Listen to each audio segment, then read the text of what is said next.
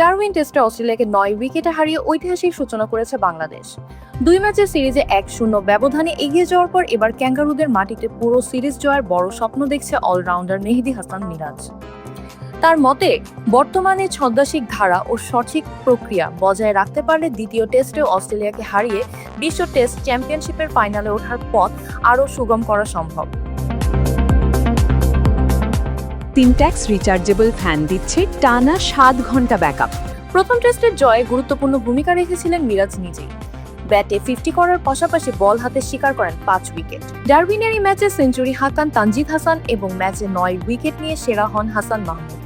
এর আগে প্রস্তুতি ম্যাচে মাত্র ৫৪ রানে অল আউট হয়ে ধাক্কা খেলেও টিম ম্যানেজার নাফিস ইকবাল ও স্পিন কোচ মুস্তাক আহমেদের আত্মবিশ্বাস যোগানোর ইতিবাচক বার্তায় পুরো দলের মানসিকতা বদলে দেয় বলে জানান মিরাজ।